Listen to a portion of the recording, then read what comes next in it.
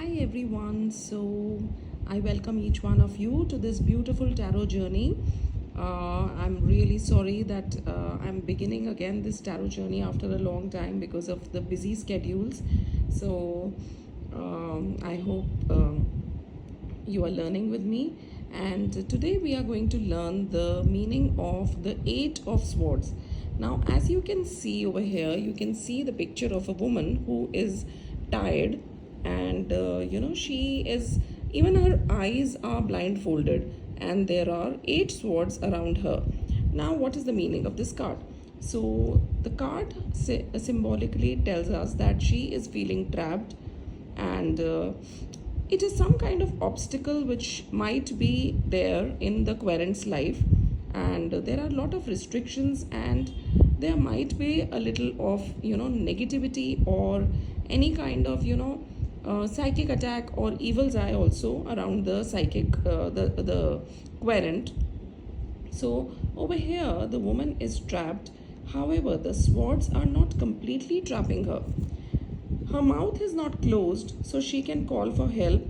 This card indicates being a victim of circumstances or fate.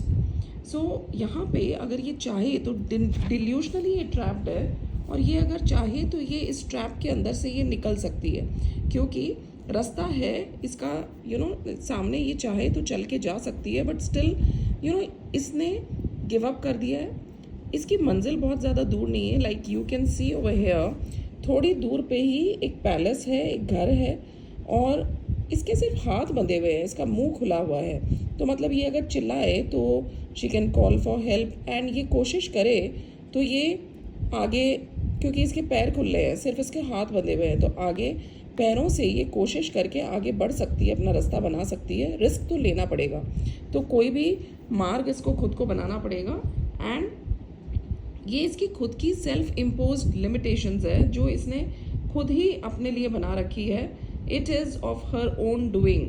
Solution इसके हाथ में है, अगर ये चाहे तो सल्यूशन निकाल सकती है उसमें से. हाँ, इसको दिखाई अच्छे से नहीं दे रहा है, इसीलिए ये रिस्ट्रिक्टेड है, इसीलिए कंफ्यूज्ड फील कर रही है, और ये बहुत ही पावरलेस फील कर रही है. तो इस कार्ड का मतलब है कि बेसिकली जो भी आपका क्वेरेंट है वो एक सिचुएशन में फंस गया है और वो निकलना भी नहीं चाहता है, वो कोशिश भी नहीं कर रहा है. तो कोशिश तो उसी को करनी पड़ेगी उस सिचुएशन से निकलने की. पावरलेसनेस खाली फील करने से कुछ नहीं होगा, अपने लिए सोल्यूशन खुद को ही निकालना पड़ता है.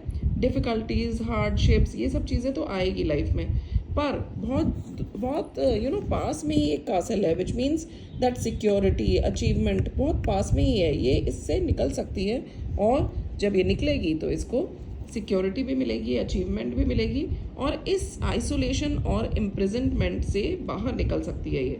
सो यहाँ पे पडल्स ऑफ वाटर भी दिखाया है. तो ये जो पडल्स ऑफ वाटर है, ये जो मडी चीज़ दिखाया है यहाँ पे, इसका मतलब है कि कुछ ना कुछ मडी है. इसका जो इसका जो दृष्टि है, इसका जो, क्योंकि ये एक तो ब्लाइंड फोल्डेड है, प्लस यहाँ पे मडी दिखाने का मतलब है कि कोई भी चीज़ क्लियर नहीं है लाइफ में, क्लैरिटी नहीं है, मडल्ड अप है, पडल्ड अप है, क्लाउडी है. तो यहाँ पे क्या लिखा हुआ है? You feel like being trapped, however you are the one keeping yourself in this situation through negative thinking, and you can take the blindfold off and walk away at any time. और ये एक no card है. अगर yes और no का question आए तो ये एक नो कार्ड है, और अगर ये कार्ड रिवर्स्ड आता है तो इसका मीनिंग है it signifies relieving pressure, releasing anxiety and facing fears and truths. You are in a state of self belief, ignoring criticism, standing up to abuse and taking back control. तो आप वापस अपना, मतलब जो कंट्रोल है वो वापस ले रहे हो, और पर आप अभी भी डर के सिचुएशन में हो, और आप एंग्जाइटी में हो, और आप क्रिटिसिज्म को इग्नोर कर रहे हो, और सेल्फ बिलीव की सिचुएशन में हो.